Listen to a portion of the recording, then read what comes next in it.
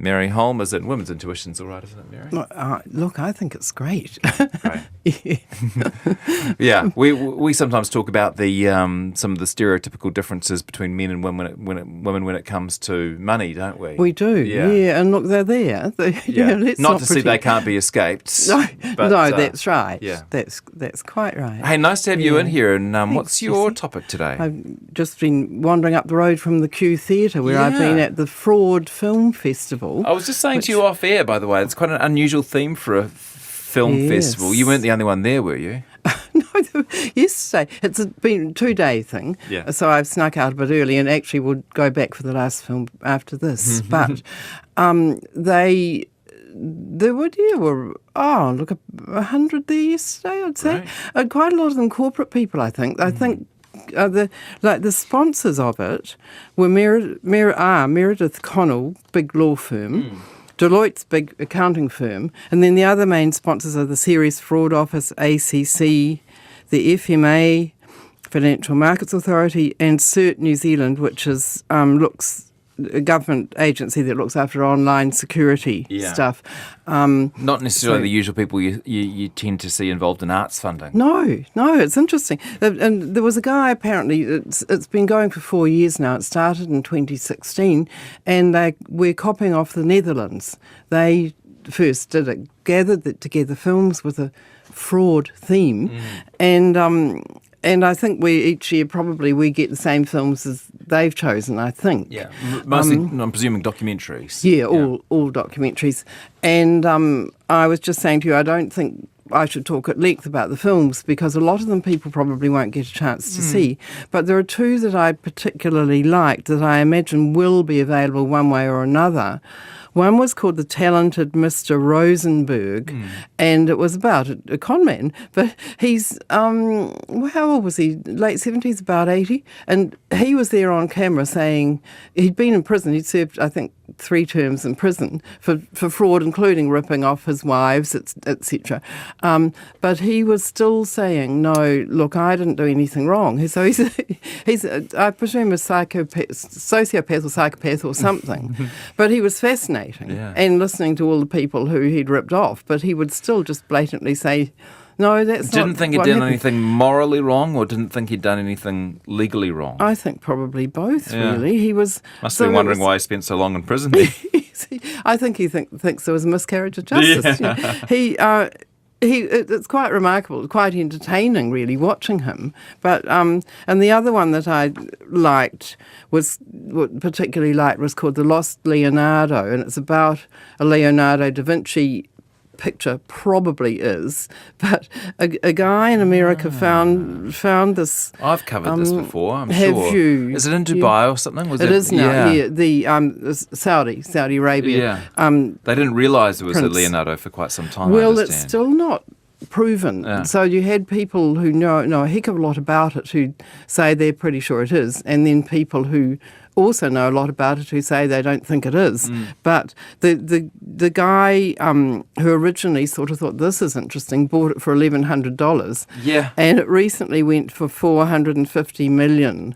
And we watched the auction where the highest anyone did, they broke the record for art at $180 million, and it went on up to $450. So it was kind of neat watching that auction. Incredible. If anyone wants to look it up, by the way, it was a few years ago on this show, The Secret Lives of the World's Most Expensive Painting. I think this is the one. So Salvator Mundi, was that the name of the Portrait Mundi, of Christ? Yes. You can listen to a 20-minute interview with the author of a book on the topic. Oh, cool. Yeah, no, that's interesting. And there's a 2021 movie about it now. So, but after every film, so there were 4 films yesterday and 3 today. Yeah. And after each film, they have a panel of local people discussing the points of the film. And so I was sitting there through it all. I'm jotting sort of little notes down in the dark. And so of just various points that I think might be worth making to listeners. They're kind of random because they're just as they came up in the films and in the conversations. But one point made near the beginning of it was that a lot of us, and this includes me, say, look, I wouldn't ever fall for a scam, and they say that Bernie Madoff, in America, a lot of his victims were quite sophisticated, well-educated people, and they thought they would never fall for a scam. So that's a message, that no one should really feel like they're immune from this. Yeah.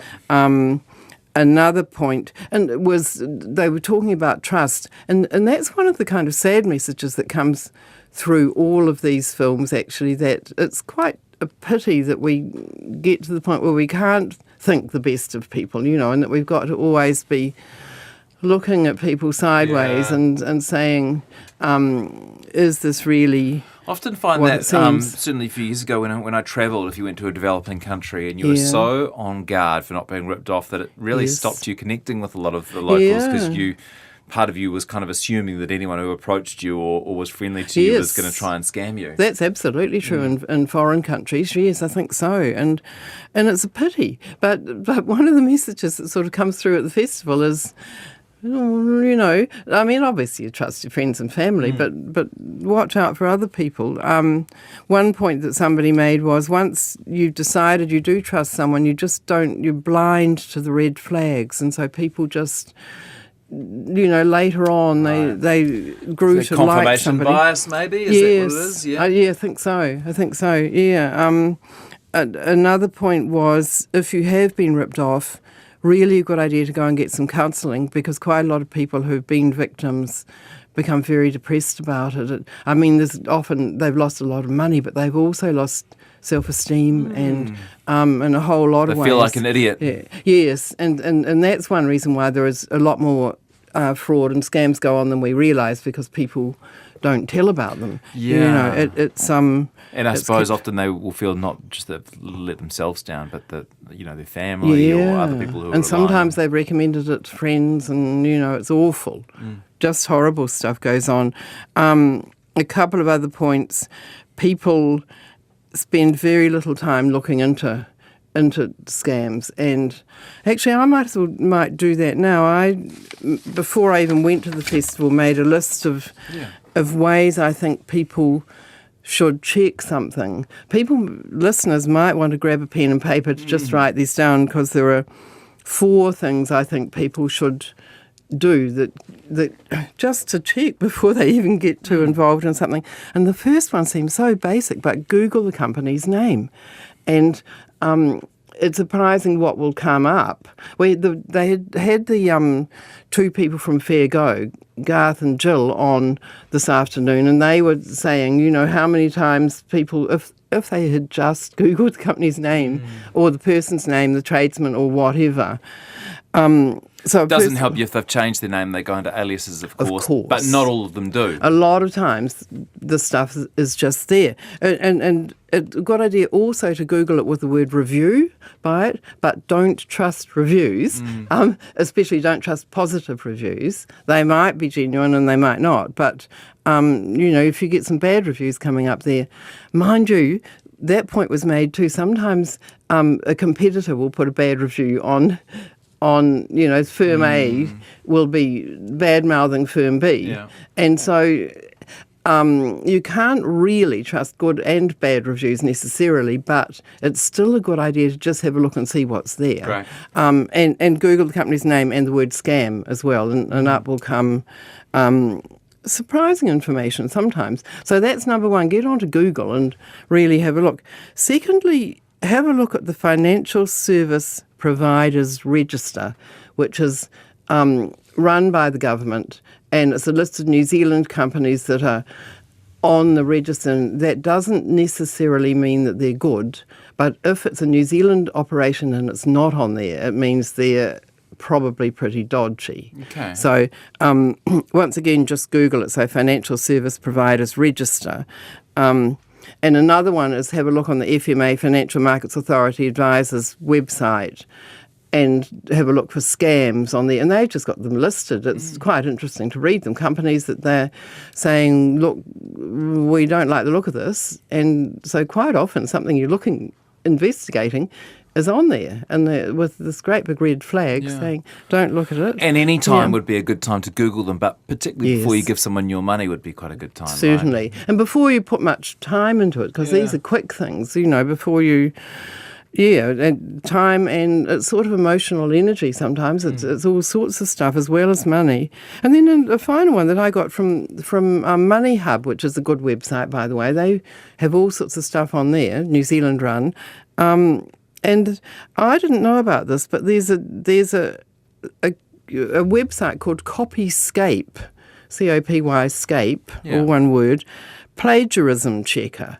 And so it'll check if the words that you put the URL for a page you're looking at and stick it in there, and it'll tell you if there's another website with that same sequence of words on it. Right. And one way I checked it was actually I had a look at my column in the Herald and said, is this anywhere else on the internet? And lo and behold, it's on my website. And the reverse. So it comes up and tells you what other websites have got those words. Why might that be useful? Because scammers quite often just steal stuff from a legitimate website, an investment scam or something like that. They go onto a legitimate investment company's website and look at all the nice words they've put to make people feel happy and just rip them off.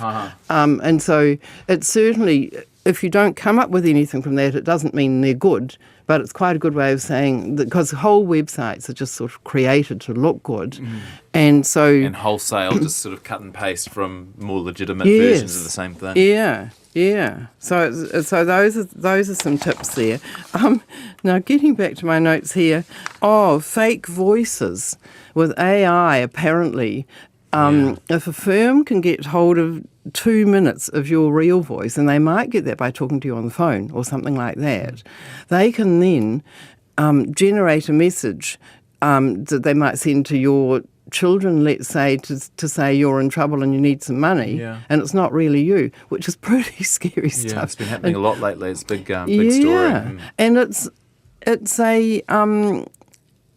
another reason not to talk to people on the phone who are ringing you up with a great new idea. And I think at the moment they don't have the ability to have a conversation with you. So if you heard from, say, your grandson saying, "Hey, please send me some money." Yes. If you tried to have a conversation, an ad-lib conversation, and it just sort of hung up or shut down, that might be a sign. Oh, okay. No, that's interesting. Yes, because that leads into another one, which I think a lot of people have heard about now, where a mother will get a text from perhaps their teenage or 20s child to say, I'm not using my own phone because it's broken and I need some money desperately, and parents have been sending them money. And so what they're saying about that is, look, don't ever do it until you've actually talked to your kid and made sure it's not a fake conversation. But you should do is perhaps phone their friend on their cell phone or something like that. Don't just do it on the strength of a text. Don't send money somewhere on the strength of a text, because people are getting conned like that. You had some warning signs. Did you get through those? Yes, actually, yes, we should, because, we're running short of time here. Yeah. Some basic signs are being contacted by someone you don't know. I mean, really, it almost never happens that a stranger's going to just get in touch with you and say, hey, here's a way for you to make lots of money or do really well. So just hang up on them. Too good to be true. We've all heard that so many times, but it's still totally true. Offers for only a select few people, that should immediately ring alarm bells, and that you shouldn't be telling others about it. You're secretly being allowed into some kind of deal. Another basic point is you've got to understand how an investment's going to generate money. If it's a kind of black hole thing, you put money in and they say, and this and that happens to it, and you're not quite sure what all that's about, but you see that at the end of it all, money's coming to you. No, you've got to see how they generated the money, or it's no good. Yeah. We are short of time, aren't we? In fact, we might have run out of time. You're welcome to finish the list if you want to. Well, there's a couple more things. Go on, go ahead. Yeah. No hurry. Marama's very understanding. Yes. Waiting for the Thanks, headlines, Marami. yeah. Thank you. 80% of day traders lose money. That was a figure from a guy from one of the big law firms from Meredith Connell. So day traders are people who are trading shares on the market all the time, and we hear about the winners. But they reckon 80% lose. And when you think about it, it's not surprising because you're trading against the big institutions that are, running huge, big KiwiSaver funds, etc. And if you're an individual, you're not likely to win. It's a fool's game, that one. Yeah. Buy now, pay later. Look, try and avoid it. It seems there was quite a lot about people who'd been scammed. Some buy now, pay later firm had come to them and said, you owe money, and in fact they didn't owe money, but it's really hard to get satisfaction out of that, although sometimes you can, but to get it resolved properly. Yeah. It just seems like it's a bit of a trap for people, so I would avoid it if you can. What else is there? There's a couple. Just going through your warning signs. You're contacted by someone you don't know. Something's too good to be true.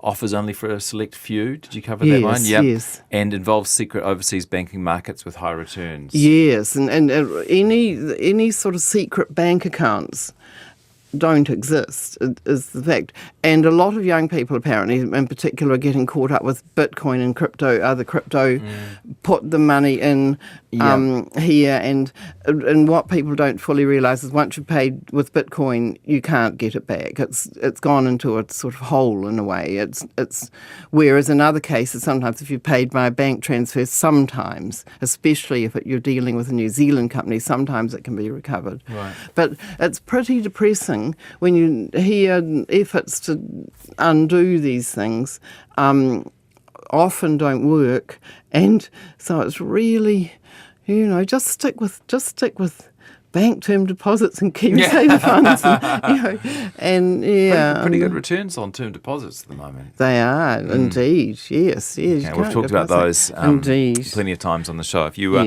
want to listen to Mary's other thoughts on money, we've covered pretty much every topic under the sun in the 5 or 6 years she's been with us. So you can find them on her website, maryholm.com, or also on our podcasts page. Thanks, Mary. Enjoy the rest of the festival. Thanks, Jesse. Talking about what she's learned from the film fraud or fraud film? It's Fraud Film Festival. Yes, Fraud Film Festival. And it continues tomorrow? No. All done? It only goes for until 5 tonight, Gotcha. basically. You're heading back now? Yeah. Okay, thank you. Nice to talk to you. See you. Yes.